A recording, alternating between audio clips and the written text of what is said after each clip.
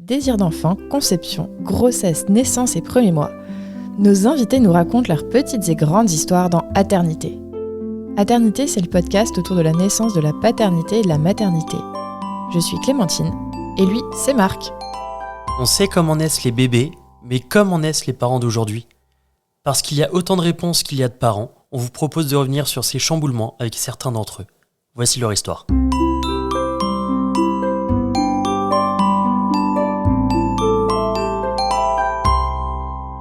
Et dans l'épisode précédent de Aternité, un accouchement magnifique avec l'hypnonaissance. Et là, le retour à la maison. synonyme de non plus 3, mais 4 à la maison. 4 et le début des emmerdes. Ouais, et du coup, on s'était arrêté avec une première... Expérience douloureuse. Ouais, Ouais. pour Elios. Ouais. Et pour vous aussi. Intense.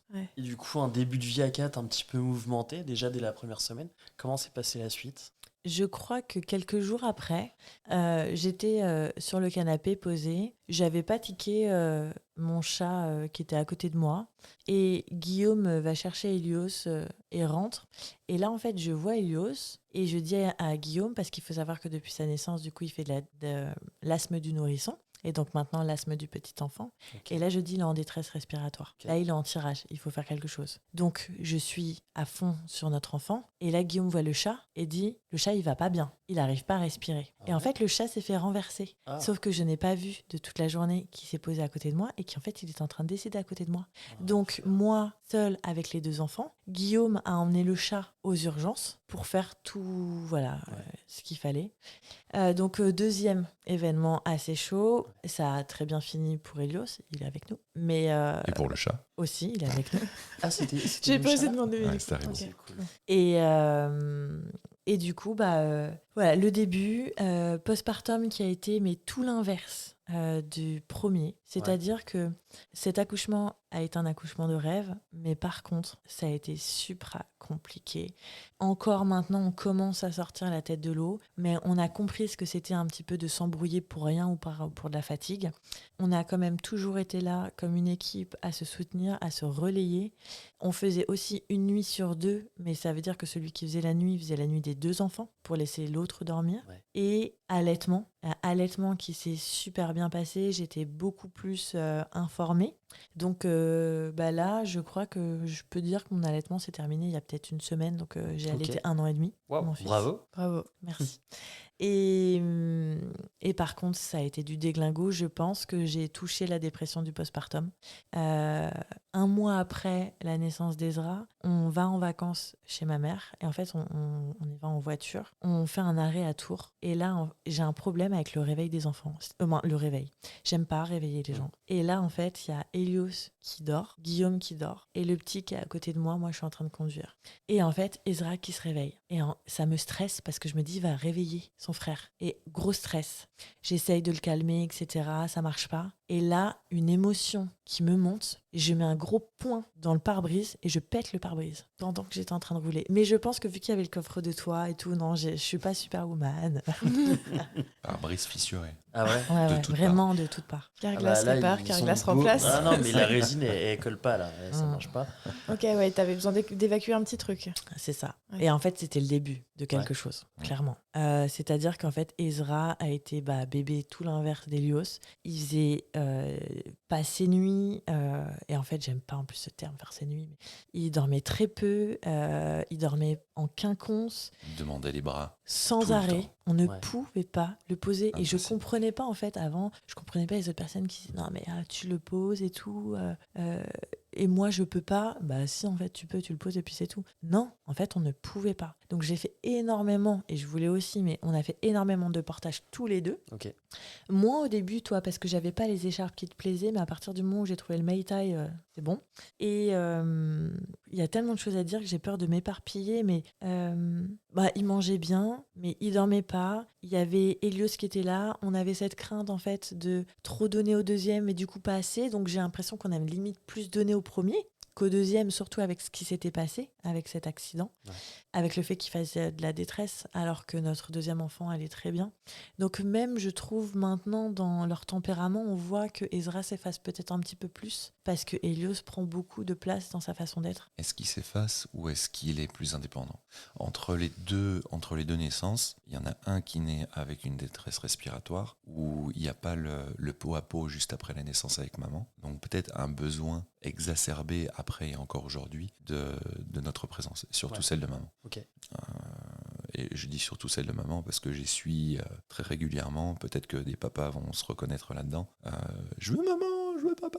Ouais. Mais des fois, c'est d'une violence extrême. Que c'est qu'un enfant, mais on reste des êtres humains et des fois, ça met Ça à peut mal être nos blessant, émotions. ouais. Et même si on se reprend et on se dit, allez, c'est qu'un enfant, il faut être là pour lui. Alors que le deuxième, où la naissance est beaucoup mieux passée, et avec l'hypnonaissance, et dans l'eau, et sans péridurale, et physio. Et du coup, il y a eu le pot à pot. Et aujourd'hui, on se dit, est-ce qu'avec tous ces éléments, ça peut favoriser le fait qu'il soit beaucoup plus autonome ? Et j'ai ce sentiment que, d'un point de vue général, il a cherché l'autonomie beaucoup plus tôt et beaucoup plus rapidement que son frère. Ok. Vouloir se déplacer lui-même. Ouais.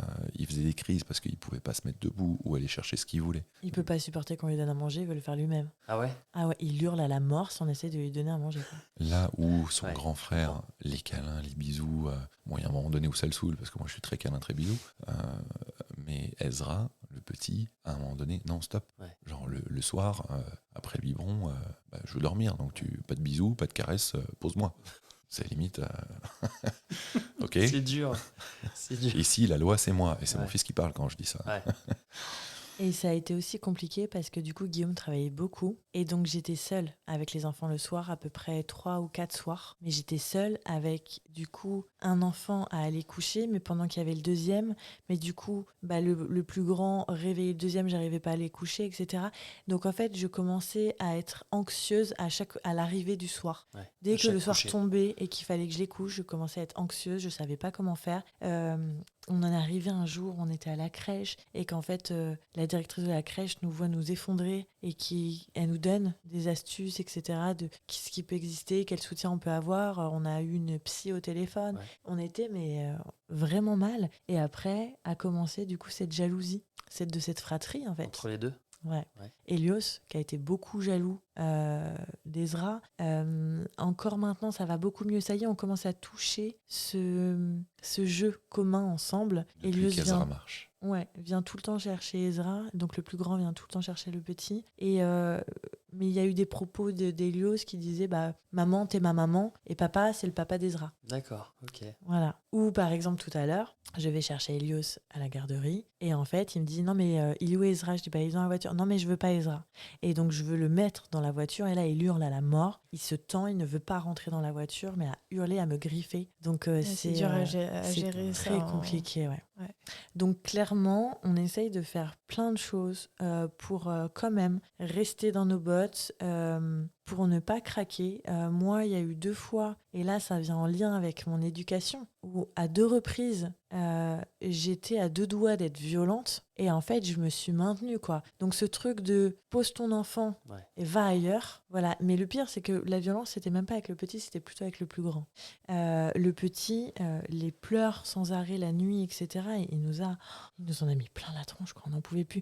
Et en fait, ils ont les chambres côte à côte, donc en fait, toujours cette peur de il va réveiller le deuxième. Et c'est le cas. Oui. Ouais, c'est le cas, ouais. Ah. Des fois, le grand, il se réveille et il ouvre la porte de son frère, il allume la lumière. Ah bon ? Ouais, il nous a fait ça. 5 heures du matin. Et quand il y en a un qui dort enfin tard, t'as l'autre qui se lève tôt. Ils ne peuvent pas faire ensemble le même horaire, ils se calent, quoi. Pourtant, on a des trucs, on a Rémi, là, il est en train de dormir, tu te lèves pas et tout. Non, ça ne me fonctionne pas, ça. Et jusqu'au point où, là, dernièrement, mais c'est plus dans l'éducation, vis-à-vis du Terrible 2, qui est aussi un Terrible 3, où en fait, une de mes contacts, une de mes amies, les ateliers du citron, on s'est fait accompagner parce que elle est en... Vous vous êtes fait accompagner par qui ? Par une amie qui a créé les ateliers du citron. Ouais, et c'est quoi les ateliers du citron ? C'est une éducatrice Montessori qui est aussi formée dans la communication non violente. Une pépite, cette fille, et elle est venue à la maison, elle a regardé nos jeux, elle a regardé, on a parlé de ce qui se passait, etc.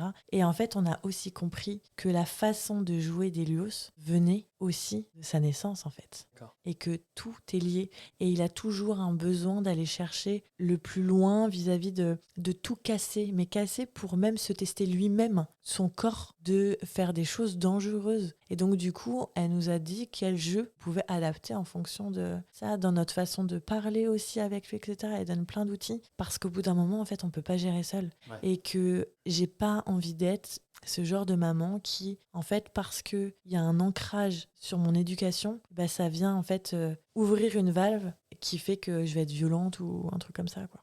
Mais donc ça a été très très très compliqué. Notre couple, heureusement qu'on s'aime super fort, mais vraiment super fort, parce que ce soit les relations intimes, que ce soit la communication, etc., c'est mis à mal. Et en fait, on a toujours su revenir l'un vers l'autre et en fait se dire ouais, là, je suis fatiguée et voilà, quoi. Et c'est pour ça que, je le dirai plus tard, mais dans mes accompagnements, pour moi, c'est très important que le couple soit solide. Je confirme. Et toi, Guillaume, ton postpartum? Message à tous les parents qui ont un enfant. Un enfant, c'est incroyable. 2 enfants, c'est exponentiel. Donc grand respect à ceux qui ont 2 enfants et ceux qui ont à partir de 3 enfants. Mais qu'est-ce qui vous est passé par la tête?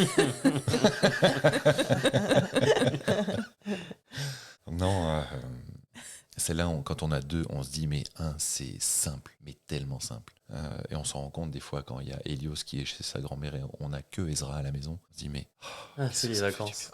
mais grave, mais tellement. Non, mon postpartum, encore une fois, différemment d'Hélios, parce que la période Covid faisait que je travaillais plus. Là, je travaille à nouveau à fond et j'enchaîne 2 métiers, parce que pendant le Covid, je me suis formé au massage sportif. 2 métiers et quelque part création, où je développe la 2e activité. Donc voilà, je vais pas dire peu présent, parce que je suis quand même présent à la maison par rapport à ceux qui ont un job, pour le micro, où ils font du 9h, 17h.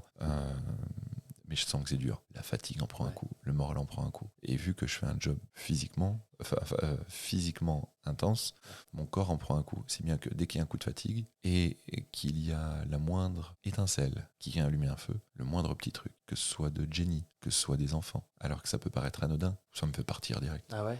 Direct.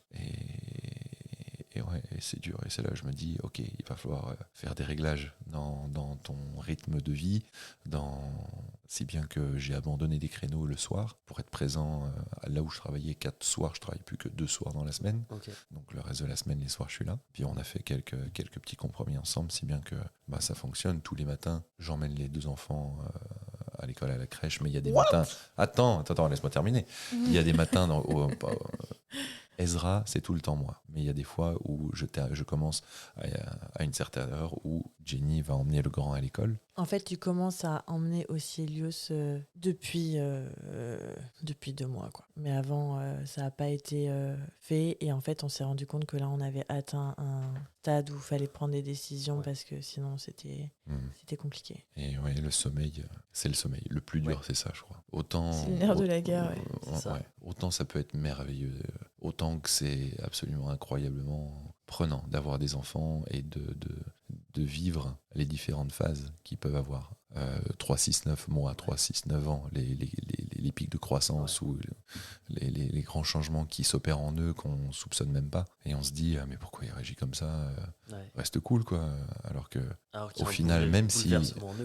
Mais tellement. Et Hélios, il a 3 ans, mais il a que 3 ans. Il y a 3 ans, il était dans le ventre de sa mère. Et c'est un être qui évolue dans un monde dans lequel il était peut-être pas voué à être. Et donc, il y a une part de nous où on veut le protéger de tout, mais il y a une autre part où ça devient un être humain qui pense, qui prend des décisions et qui fait le choix, en nous regardant dans les yeux, de jeter sa cuillère par terre. Ça peut être ça comme ça peut être autre chose. Mais ça, plus la fatigue, plus la journée de travail derrière, boum, coup d'électricité dans la tête, quoi. Et c'est là où il faut être très solide. Respirer un grand coup. Le très solide. Et puis de temps en temps créer un grand coup aussi, parce que Ouais. ça fait tellement de fois que l'éducation positive, ça va bien 5 minutes, mais à un moment donné, il faut écouter ce que disent papa et maman. Mais en fait, au bout d'un moment, moi, je m'en suis rendu compte que ça devenait une charge de m'occuper des enfants. En fait, je disais à Guillaume à la fin, non, mais je me suis tapé les gosses toute la journée. En fait, tu te tapes pas tes gosses. C'est tes gosses, tu les as voulus. S'ils sont là, et les moments où tu te tapes du temps avec eux, en fait, eux, ils voient... J'avais vu un réel comme ça. Ils voient la vie, mais tout aussi différemment. Et ils la voient comme, oh, on a fait ça avec maman, on a fait ça et tout. Alors que la maman, elle est là, putain, il faut que je fasse ça et tout. Alors qu'en fait, c'est pas du tout fait comme ça. Par contre, je tiens à dire que si c'était à refaire, je le referais. Parce qu'en fait, ces moments de complicité entre les enfants et qui se fassent des bisous, qui se disent je t'aime à la folie jusqu'aux étoiles, que en fait, mais ça vaut de l'or. Donc ouais, c'est chaud, mais je le refais 1000 fois. À 1 an et demi d'écart, je m'en fiche, je le refais 1000 fois. Tout pareil. La seule chose que je changerais dans la façon que j'ai eu d'aborder le fait d'avoir des enfants, c'est le fait d'être préparé et d'avoir une aide extérieure pour pas juste choisir un restaurant à la dernière minute en se disant que ça va le faire et que non, je pense avec l'hypnonaissance c'est une chose, mais le rôle de doula, là où, et ça me vient comme ça, on n'en a pas parlé cœur, le rôle d'une doula c'est d'accompagner la maman du désir d'enfant jusqu'au postpartum, mais Et le papa aussi, si j'ai bien compris. et le papa, mais je trouve que t'en parles pas assez, et du papa. Vous en pensez quoi, vous? Va te faire engueuler. Ah mais pour de vrai, vous qui me suivez, j'en parle pas assez? Si. Bah, si, moi je trouve. Bah, tu parles souvent du papa, mais je sais pas, c'est peut-être juste moi. En fait, me disant... c'est difficile. Je pense qu'il y a, il y a un côté en parler, t'en parles, mais il y a certains papas qui auraient envie qu'on en parle peut-être de manière égale. Ce que je comprends, sauf que il y en a qui s'y retrouvent, il y en a qui s'y retrouvent pas du tout. Du coup, je pense que le curseur est encore un peu difficile à trouver. Je sais pas ce que t'en Et puis penses. c'est un métier qui est très récent en France. Enfin, très récent. En tout cas, Qui est connu. qui est pas médiatisé correctement, il y a pas assez de visibilité sur ce métier, donc qui est inconnu pour beaucoup.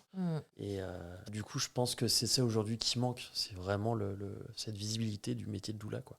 D'ailleurs, est-ce que tu veux nous en parler un petit peu, Jenny, du métier de doula? Superbe transition. Et d'hypnothérapeute. Et Et d'hypnothérapeute. thérapeute en hypnonaissance, Tout est lié. Hein. qui n'est pas la même chose qu'hypnonatal. Exactement. Donc le métier de doula m'est venu pendant mon bilan de compétences que j'ai fait quand j'ai été enceinte de mon 2e enfant. Je voulais arriver dans la vie de personnes dans un moment heureux. Et au niveau du bilan de compétences, les compétences et mes qualités qui sont ressorties, regroupées en fait après avoir cherché sur Internet, le rôle de doula. Et je me suis dit, mais c'est exactement ça que je veux faire. Donc je me suis renseignée, j'ai préparé tout ça en fait pendant ma grossesse en me disant, voilà, le jour de mon accouchement, après c'est blackout, je veux pas entendre parler de formation, etc. Je veux que tout soit prêt, mais prendre mon temps pour moi et avec mon bébé. Donc j'ai commencé à... La question, c'était mon parcours ou vraiment le métier? Non, mais ça me va aussi, le parcours. Je viens de Donc réfléchir. vas-y, donc tu voulais prendre le temps avec ton bébé. C'est ça. Et ce qui arrive souvent, je me permets, Ouais. mais la reconversion professionnelle des mères et je pense des pères aussi, mais aux premiers instants de vie de leur enfant, il y en a qui n'ont pas envie de reprendre leur taf en fait. Quand ils ont leur bébé qui vient de naître, ils doivent reprendre le taf alors pour les pères plutôt que pour les mères, mais les mères déjà c'est à 3 mois de naissance ou 2 mois et demi. Enfin c'est hyper brutal et il y en a qui n'ont pas envie, qui se voient pas reprendre le métier qu'ils avaient avant, c'est une tannée et du coup Et je pense même qu'il y a ça beaucoup évolue. de femmes qui changent de boulot en pensant que, en faisant une espèce de crise De la maternité. de la maternité, Mais ouais. peut-être que ça fait de la ça fait matrescence. partie de la matrescence. Ouais. Exactement. Et en fait, qui à la fin, je sais pas, du vrai postpartum ou peut-être même un peu plus, se rendent compte qu'en fait, c'est juste que ça correspondait plus du tout à leurs besoins du moment. Et parce qu'on évolue. Ouais. En devenant parent, on évolue. Et et on n'a plus les mêmes aspirations, plus les mêmes envies. Ça peut arriver. Mais donc, du coup, je suis désolée, on est parti dans Désolé. un cacahuète. Non, c'est moi j'ai bien aimé justement d'avoir votre avis et je suis d'accord d'ailleurs. Donc, par rapport au métier de doula, c'est quoi le métier de doula? Parce qu'on n'en parle pas beaucoup. Donc la doula existe depuis tout temps. Ça vient du grec ancien et ça signifie esclave. Donc c'était une personne en fait dans les maisons qui allait aider les parents. Et en fait ça a toujours été là, sauf que c'était un petit peu la femme de l'ombre, on va dire. Et aussi parce que ça a été mal vu. Parce que certaines doulas sont allées au-delà de des lignes. Parce qu'on n'a aucune notion médicale, il ne faut pas... Alors, on a des notions médicales, on est formé par des sages-femmes, mais on n'a aucune compétence ou aucun... J'ai pas le mot, mais... Savoir-faire. C'est pas le savoir-faire, c'est le fait de faire, en fait. On ne doit pas avoir d'actes médicaux sur une maman. Voilà, même si on a des notions, même si on peut déceler, par exemple, une pré-éclampsie, en fait, on va pas lui dire ce qui se passe. On va lui dire, bah là, est-ce que... comment tu te sens? D'accord, il y a ça. Tu devrais peut-être aller voir ta sage-femme. Voilà, un accouchement à domicile, on n'arrive pas en première sur les lieux. On arrive après à la sage-femme. Parce qu'il arrive quoi que ce soit, sinon c'est pour notre pomme.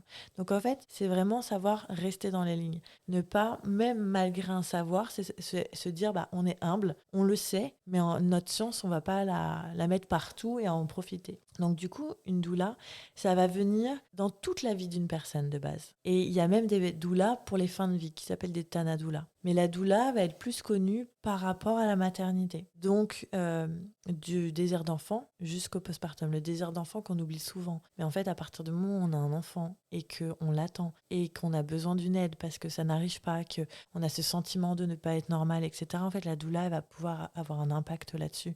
Elle va pouvoir aiguiller la maman, lui donner, par exemple... des informations sur les associations qui existent, sur des livres à lire, sur peut-être d'autres femmes qu'elle a accompagnées. Comme ça, elles vont pouvoir se soutenir et en parler, de ne pas se sentir seules, en plus des associations. Il y a vraiment plein de choses à faire vis-à-vis de ça. Et ensuite, il y a la grossesse. Donc la grossesse, ça va être donner aussi plein d'astuces. Ça va être accompagné sur, j'ai trouvé ça très beau ce que tu as dit tout à l'heure, mais sur les vœux de naissance. C'est pas le projet de naissance, mais c'est un vœu. J'aime bien ce vœu de naissance. On a ce souhait en fait d'accouchement et de le mettre en place. Et la doula surtout ne va pas dire bah tiens c'est ça. C'est il existe ça. Toi, qu'est-ce qui fait sens pour toi? Où est-ce que tu as envie d'aller? Avec qui tu as envie de le faire? Et c'est pouvoir donner toutes les informations. Par exemple, j'ai une cliente qui m'a envoyé un message tout à l'heure et qui me dit est-ce que tu as un livre sur l'allaitement à me conseiller, etc. Que je peux aussi faire. Je lui dis mais qu'est-ce que tu recherches dans ce livre? Elle me dit des positions pour l'allaitement, etc. Je dis mais ça je te le donne. On va faire une séance ensemble et donc du coup je vais pouvoir t'accompagner aussi sur l'allaitement. Donc c'est va être vraiment sur la grossesse pour tout préparer dans la chambre, etc. Le jour de l'accouchement, elle va pouvoir être là, que ce soit en structure hospitalière si l'hôpital accepte, ou à la place du coparent si c'est une maman solo, etc. Ou à domicile. Et en fait, ça va être un soutien émotionnel et logistique. On va pouvoir aller chercher des petites serviettes chaudes pour aider les sages-femmes. On va faire un thé aux coparents. On va être là émotionnellement pour la maman, lui tenir les mains, lui dire bah vas-y, tu peux le faire, etc. Donner aussi le rôle... je crois que je l'ai dit, mais du coparent. Et ensuite, par rapport au postpartum, ça va être de l'écoute.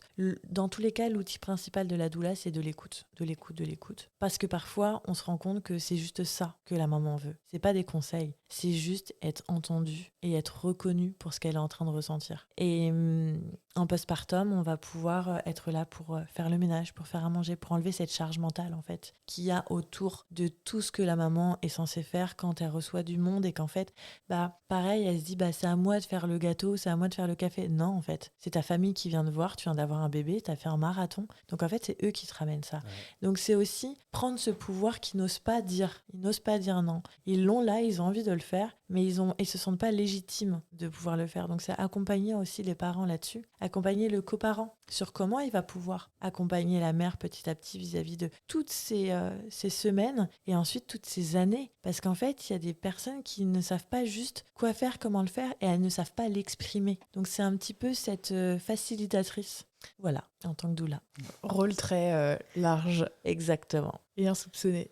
Ouais. Et donc, ça, c'était ton rôle de doula. Et je vais essayer de le dire sans... Donc, tu es aussi hypnothérapeute périnatale. Waouh.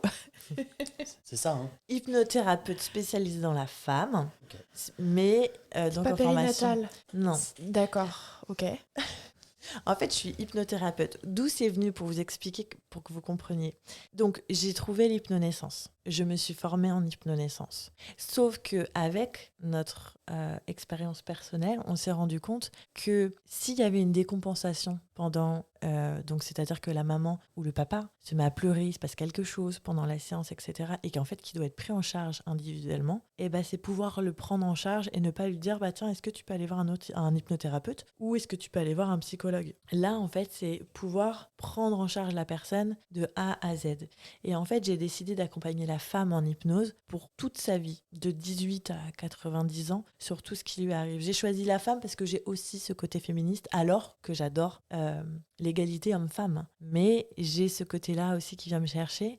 Par contre, j'accompagne les coparents que je suis en tant que doula ou dans l'hypnonaissance pour en fait venir vraiment créer cette bulle et aller soigner s'il faut. Par contre, si un homme vient... D'ailleurs, non, là, je préfère pas le faire.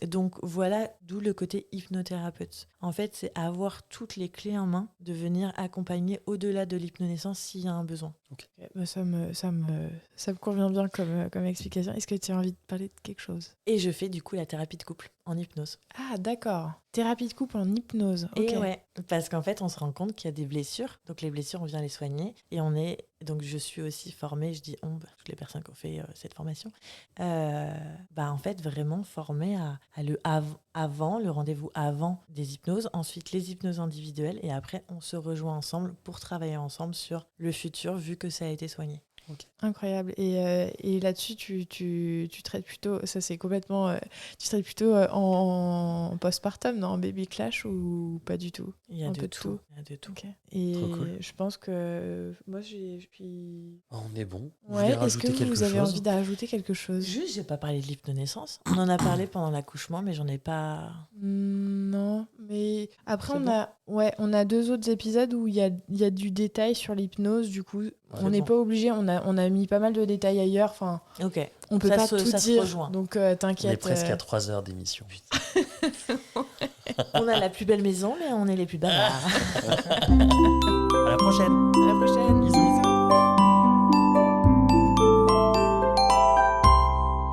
Merci de nous avoir écoutés. On espère que cet épisode vous a plu. C'est grâce à vos retours et à votre soutien qu'on continue à produire des épisodes. Pour nous aider, abonnez-vous, mettez un maximum d'étoiles et des commentaires dans les plateformes d'écoute qui le permettent. Vous pouvez aussi en parler à votre entourage et nous suivre sur les réseaux sociaux. Les liens sont disponibles en bas de la description. Si l'aventure vous tente et que vous avez envie de raconter votre histoire, contactez-nous via le site aternité.com. Sans accent, évidemment. Bisous!